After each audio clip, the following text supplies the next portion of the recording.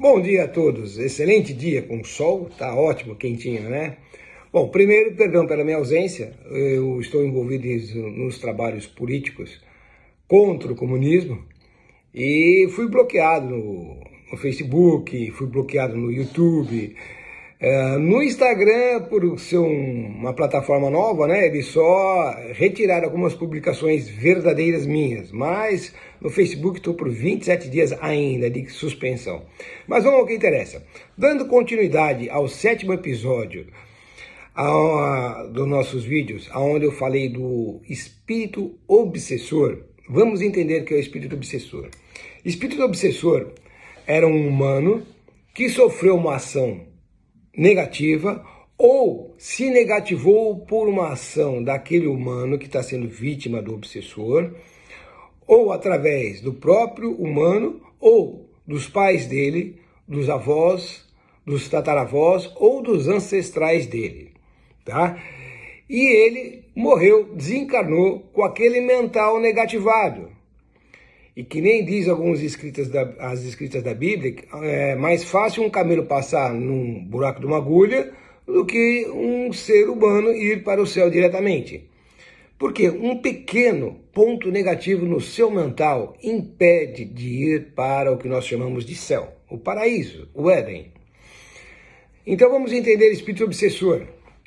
Ele, como sofreu uma ação que causou a queda consciencial, o negativou, ele tem o direito, pela lei maior, pela justiça divina, pelos mistérios kármicos, de atuar naquele que praticou aquela ação que causou a queda dele. Nesses 45 anos de experiência, o que eu notei? Que todas aquelas situações em que o humano que está sendo supostamente beneficiado por um espírito nos seus pedidos, quer seja através de promessa, quer seja através de reza, quer seja através de uma oferenda, lembrando que acender uma vela é considerado uma oferenda, tá? Ele é atendido naquele instante, ele cresce, detalhe, nos pedidos materiais, não pedidos de evolução espiritual ou evolução pessoal, tá? Em todos os pedidos materiais, o obsessor atendeu ele. Então, o primeiro pedido normalmente é um pedido simples, é arranjar um emprego. O outro pedido é comprar um veículo para ir trabalhar. Um outro exemplo é montar uma empresa, é a empresa crescer, e ele vai fazendo pedidos. E esse humano que vai fazendo os pedidos, ele vai crescendo materialmente. Ele vai crescendo, vai conseguindo suas conquistas materiais, aí ele ganhou um pouquinho mais de dinheiro, ele troca de casa, sai do aluguel, compra uma casa, ele ganhou mais um pouquinho de dinheiro, ele troca de carro, ele entra numa situação que ele começa a ter uma fé por conseguir bens materiais, né, concedidos por aquele que atendeu a ele, e ele bate no peito, eu tenho fé, eu sou um cara, eu sou abençoado, sei que lá, e ele continua fazendo pedidos materiais. Aí chega um belo do instante, quando ele está no auge da sua vida material, ele faz um outro pedido. E ele vai ser atendido por aquele obsessor autorizado pela lei maior, pela justiça divina, pelos mistérios kármicos. E nessa hora em que aquele arrogante, aquele prepotente, aquele vaidoso cresceu materialmente, ele é atendido de forma inversa.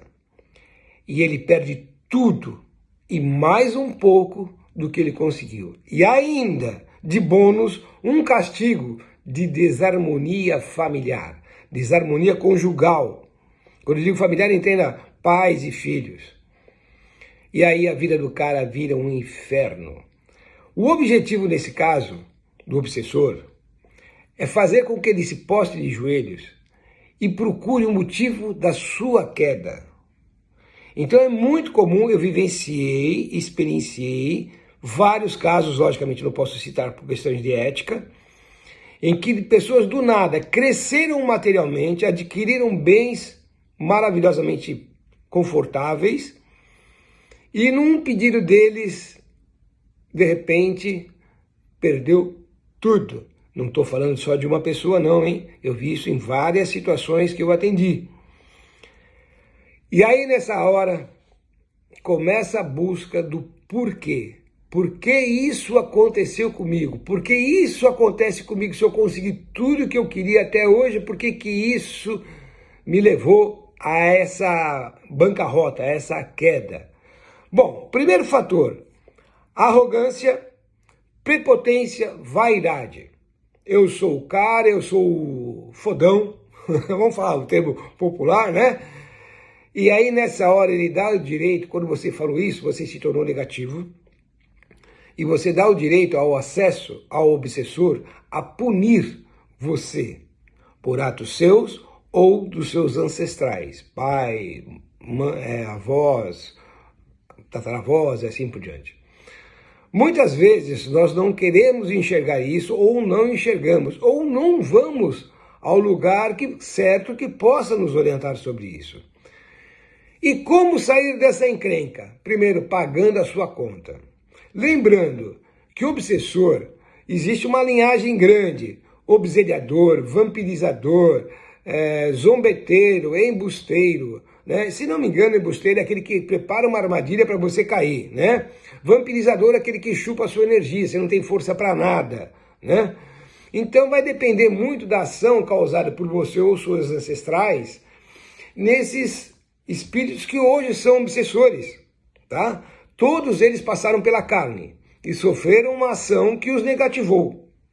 E normalmente quando nós fazemos uma ação, e às vezes a gente não percebe, para não dizer a maioria das vezes não percebe, essa ação causou um mal a alguém.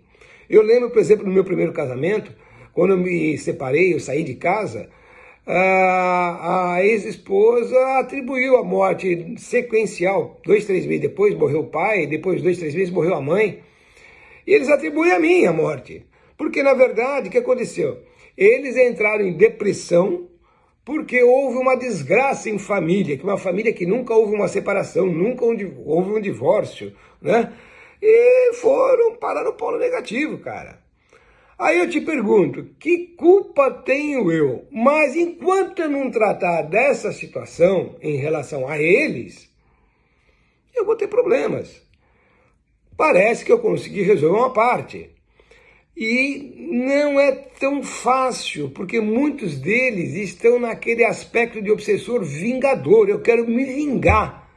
Esse já é o caso extremo de um cara que é revoltado, um cara que já era revoltado em vida.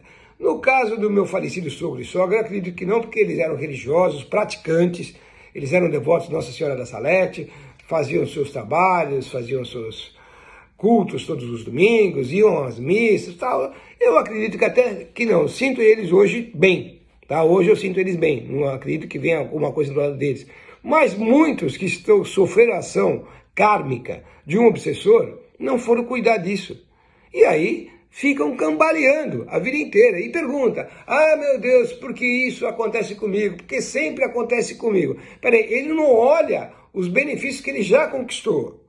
Se tornou arrogante, vai cair, não tem jeito, tá? E o obsessor, lembrando, ele tem um amparo da lei maior, da justiça divina e dos mistérios kármicos. Então ele vai atuar, não tem como. Deixei claro o que é o espírito obsessor? Se não deixei claro, depois comente no meu e-mail, tá? Eu não tenho deixado os comentários abertos, porque tem gente que é coisa particular, tá? Então entra no meu e-mail, faz os comentários e faz seus pedidos sobre os próximos vídeos, que aí eu passo para vocês, tá? Lembrando, atendendo alguns pedidos aí, tem uns mantras que eu devo passar, já está em experiência com algumas pessoas, mantra para melhorar o seu dia, melhorar a sua vida.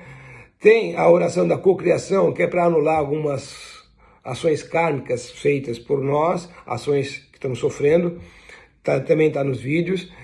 E mais tarde eu vou ver se consigo fazer um vídeo sobre Covid e sobre os 8 regentes atuais do mundo, que são pessoas encarnadas, são 8 famílias que dominam o mundo. Isso aí foi um outro colega que perguntou se era verdade. Sim, por isso que eu tinha feito uma oração, um pedido de uma oração, há um tempo atrás, se for um dos primeiros vídeos, a São Lázaro, para realmente remover essa energia negativa do planeta. Mas não adianta uma pessoa rezando, tem que ser várias, tá bom? Bom, Nos próximos vídeos a gente complementa algumas situações mais. Um beijo no coração, fique com Deus. Provavelmente nós vamos mudar o nome novamente do vídeo. Provavelmente não, iremos mudar. Será Karma, com C-A-R-M-A. Novela da vida. Porque o que estava escrito que tinha por meu nome ficava difícil. Então será Karma, Novela da vida. Simplesmente assim, tá bom? Beijo no coração, fique com Deus. Até mais. Tchau, tchau.